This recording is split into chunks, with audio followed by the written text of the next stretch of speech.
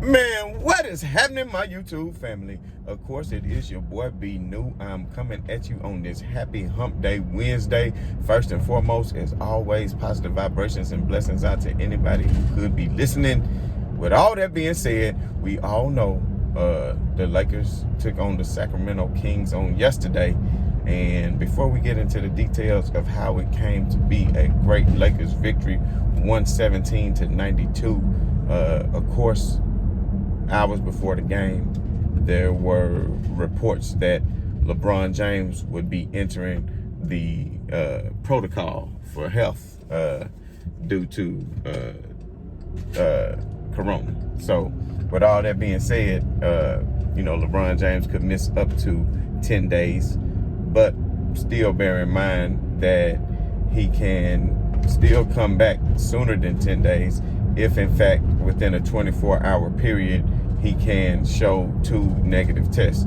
As long as he can show 2 negative tests in one day, then he could come back. So we don't know if he actually is experiencing illness.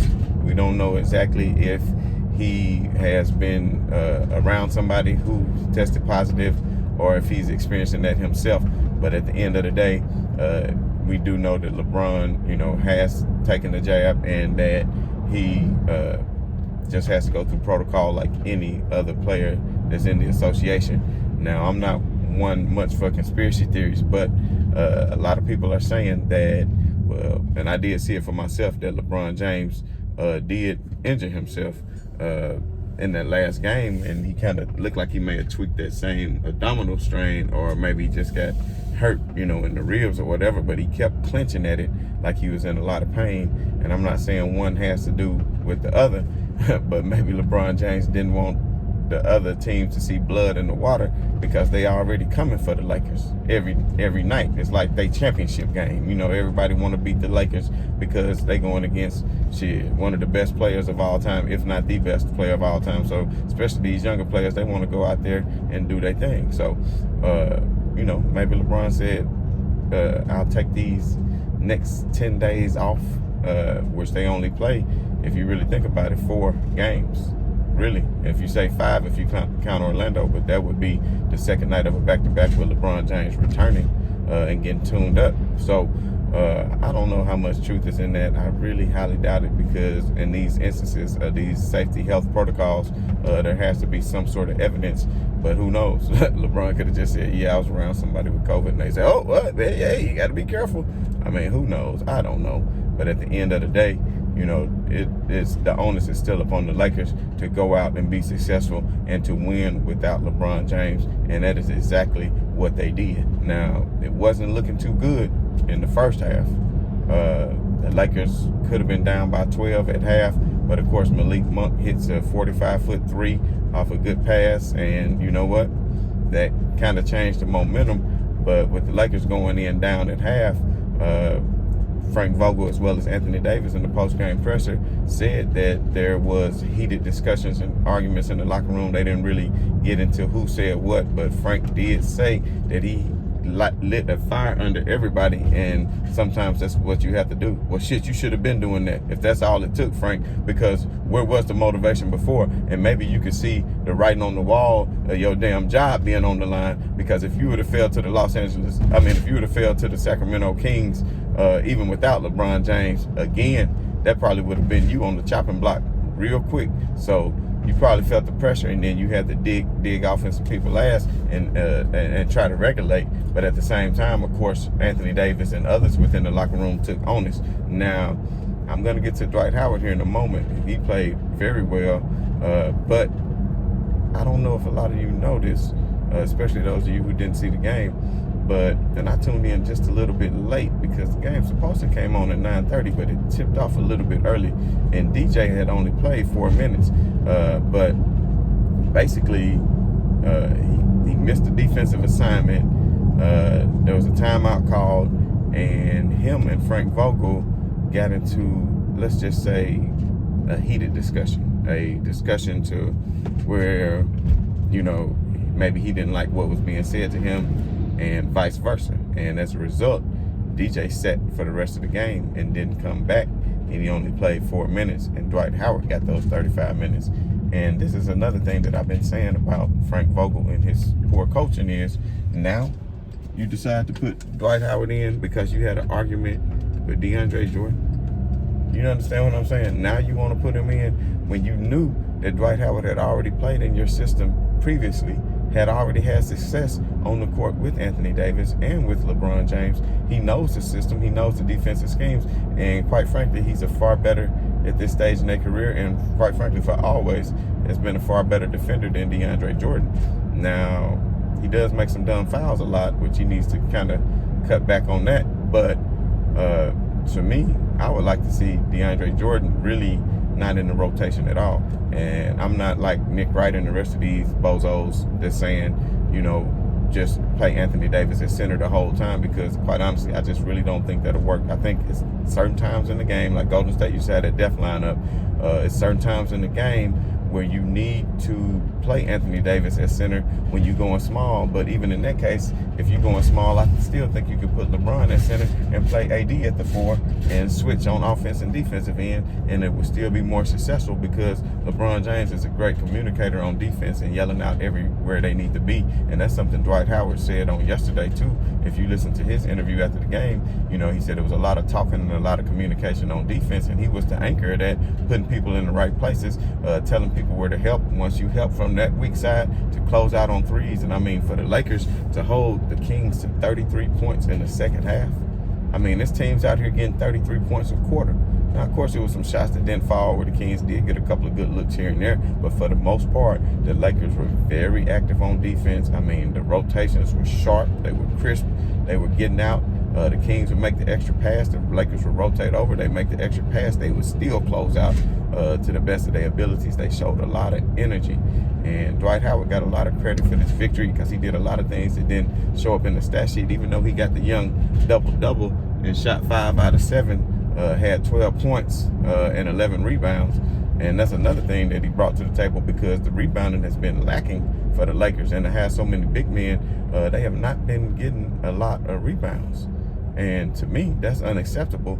And I think Dwight Howard made up for that by going in and getting you 11 rebounds. So if Dwight can get you double-digit rebounds a game and AD can get you double-digit rebounds a game, of course, you know you're going to have the long shots that come out. You understand what I'm saying? From threes, the long rebounds that bounce way out where some of the guards can get the rebounds. And we all know Rondo, which we'll talk about him in a second, he was effective early on in the fourth quarter. He's a rebounding guard. Malik Monk as well. But, you know, I think by the heated discussion with DJ, let's just hope he is in bad favors with Frank Vogel. I hate to say that because Frank Vogel got a smooth-ass brain, and he'll mess around and put DJ out there and have him starting again. So how about let's just let Dwight start and continue to start, because he takes up a lot of space in that paint and does exactly what he needs to do as far as being a rim protector and being an agitator and a deterrent from people driving the paint. And he knows where he needs to be. Let's realize he has been a defensive player of the year and a perennial all-star for the most of his career. Can't just necessarily say that about DeAndre Jordan, because Chris Paul made DeAndre Jordan. You know, without Chris Paul, I mean, you wouldn't even probably know who DeAndre Jordan is. I mean, he does have nice dunks, and he did do that, but at the end of the day, especially at this stage of his career, there's a reason why the Nets wanted to let him go. So I think as long as Dwight Howard can stay healthy, there's nothing wrong with having DJ as an insurance policy if Dwight is hurt, you know, and you still need to go big at times. You understand what I'm saying? To do that. And if you saw the game last night between Phoenix and Golden State, you saw that Phoenix had the recipe to slow Golden State down defensively, even without having Devin Booker in the second half. So if Phoenix can come up with that recipe, then we know the Lakers can come up with their recipe as well. And even though Phoenix done won 18 in a row, I still don't fear Phoenix. I still don't really fear Phoenix. And I know they put the Lakers out last year, but I'm sure the Lakers gonna want some get back. But the Phoenix don't fear the Lakers either. And I think that's what it's going to come down to in the Western Conference Finals, just to be totally honest. I think that's who it's going to come down to, Phoenix and the Lakers, rematch of last year in that first round or whatever. But at the end of the day, Dwight Howard played excellent, like I said, a plus 27. Somebody else who I think played a very good game, who really, his intensity and his push and drive and energy is what led the Lakers to go on those runs. I mean, they went on like a 60-something to 20 run. You understand what I'm saying? and that was Russell Westbrook. Russell Westbrook, man, he pushed it to the basket time after time, putting so much pressure on the defense, getting downhill, and when the defense collapsed, making the right pass to Monk for the three, and also to Ellington, who played decent. What I would have liked to see instead of Ellington in that starting lineup, I think Monk should have got that call, and I think he's been proving himself over the course of the last several games, which I won't say he's streaky. He might have a cold night here or there, but everybody going to have an off night at some point, and for the most part, he's been consistent. I think he shot 60% from three. Shit. I think he shot 60% from three last night, 6 out of 10, which is great and something that the Lakers needed, and he was a big boost and hit timely shots. So, you know, like I've been telling everybody, just calm down. And I know it's just the Sacramento Kings, guys, but calm down. Let the Lakers grow. They haven't even established their identity yet. You don't even know what kind of team they're going to be. Are they a three-point shooting team? Are they a team that pounded in the paint? Are they a team that's going to hang their hat on the defensive end? And people keep saying they really don't have the personnel. They had the personnel and they had the scheme, because Frank Vogel, if he can't do anything else, he can coach up defense. So I don't like the fact that they went to zone sometimes, because to me, they feel like they didn't trust in their players. So you didn't see a lot of that last night, because he trusted in people to get the job done. And Dwight Howard and Anthony Davis, I feel like, need to be in the starting lineup. Dwight Howard needs to be in that starting lineup with Anthony Davis to help anchor that defense, because at times we know the Lakers can start off slow on the offensive end, so they need that defensive intensity, and that's why they had 24 points off turnovers, and they forced Sacramento into 19 turnovers, and they only had 14 turnovers of their own. So they won that battle. They had more assists, they had more rebounds. I think it was 10-10 on the offensive glass, but they limited the defensive rebounds, which they have been doing a poor job of. And like I said, a lot of that was Dwight Howard. And of course, they held the Kings to 44% from the field for the entire game, and they shot 50% from the field. So if you can shoot 50% from the field for the game, especially when you took 28 threes, you shot 40% from three last night, and a lot of that, like I said, was due to Malik Monk and the 6 3-pointers he shot, but that was 11 out of 28 from the 3-point line, which was great. Like I said, they limited the turnovers, and for the most part, the Lakers defense stepped up, because if you can hold a team to under what was it? Under 100 points, and you really did something, and you held them for only 33 in the second half. And when you can go out and give up an 18-point quarter, and then the third quarter, which has been the Lakers' big problem, you know, started out the season as that, but now it's been 7 out of the last 10 games where they've won that third quarter, and that's very important coming out the locker room, because now you setting the tone in the second half, and when it, you know, if you're behind, it's going to bring you back, and if you're ahead, it's going to give you a cushion, and then you know what you need to do to go ahead and get you a victory and coast on through until the end of the game. And that's exactly what the Lakers did in that third quarter. And, you know, Dwight Howard starting in that second half was key. The Lakers defense, you know, it was phenomenal. Although, like I said, it was just the Kings. But think about it. This was the same Kings team that pushed you to 3 overtimes, not, you know, just a few games ago. And that was with LeBron James. And I know a lot of people said I made excuses, but, you know, it was the day after Thanksgiving. It was the first game after a 5-game road trip. At the end of the day, like it or not, these players are not robots.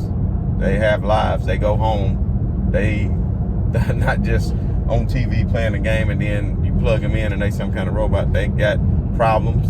Just because you got money don't mean you ain't got problems. Sometimes more money, more problems. That's what Biggie and Puffy once said. But, you know, they got things they got to deal with in their lives, and you never know what could be affecting somebody, even mentally sometimes, you know. And I just feel like these next 4 or 5 games, even if LeBron doesn't come back, that the Lakers can still win. I still feel that the Lakers could beat the Clippers on Friday night. I know a lot of people thought I was crazy when I said that, but I still think that's the fact. And I believe as long as the Lakers can play big, you know, with Dwight and with AD, and AD can stay, you know, majority in the paint instead of just living out there on the perimeter, and the Lakers can play big and get down on the inside, and Malik Monk can continue to do what he does. I know Kent Bazemore came in and got some garbage time last night. I would like to see him sooner, which they did give Austin Reeves sometimes, and he was a plus on the floor as well. He didn't make any mistakes. He even got caught in the shot clock real low at some point, in which he created off the dribble for himself and hit a nice fadeaway right around the free throw line. So Austin Reeves, I think he's a good player as a rookie.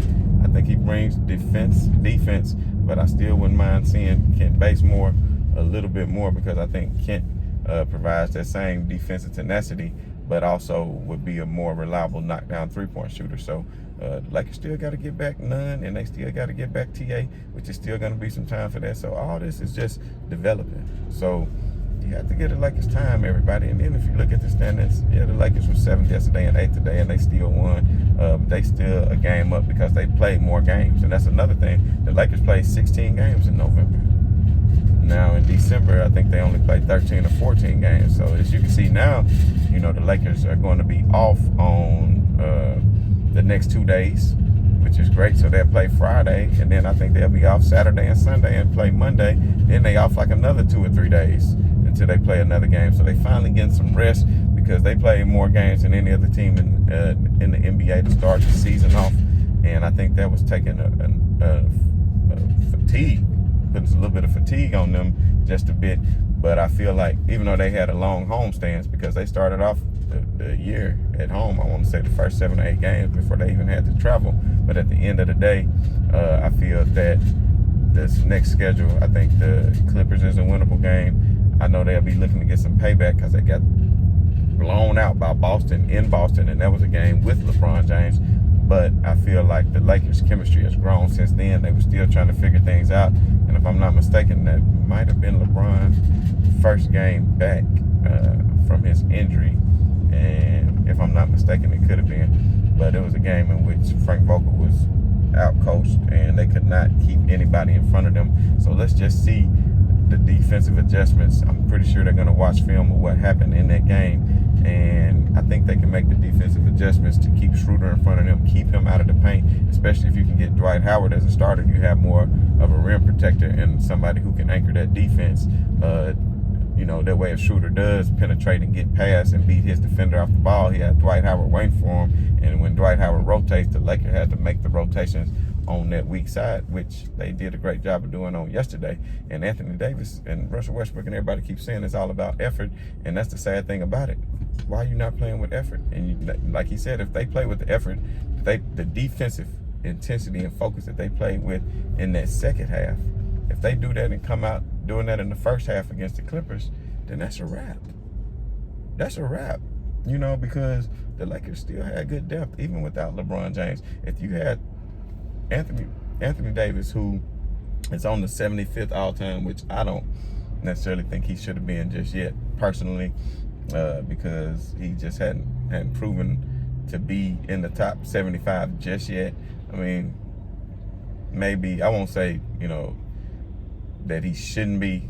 I know some people who didn't make it, who should be on there, who I think are better than Anthony Davis, but that's a conversation for another day. But, people who have more accolades as well. But anyway, that's a conversation for another day.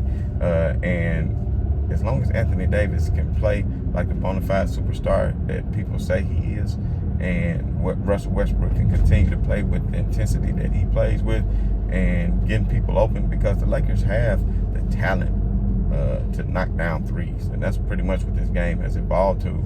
A lot of three-point shooting as far as penetrating, kicking out, ball movement, rotating the ball around the key.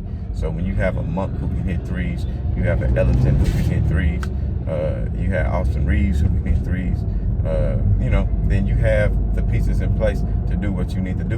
And then you have Russell Westbrook, who can continue to break down the defense, Anthony Davis, who can play big and is great on defense as far as not, him being a rim protector and not letting people get to the paint, and not being a fouler, just playing smart, giving him just enough contact to make him think about it. You understand what I'm saying? And that's pretty much what the Lakers have been doing the past few games. So they're moving up in the defensive ranking as far as opponent's field goal percentage and holding teams back. And last night's victory would definitely go a long way as far as holding, points per game for their defense and move them up in the rankings. So let's just see how they perform against the Clippers on Friday.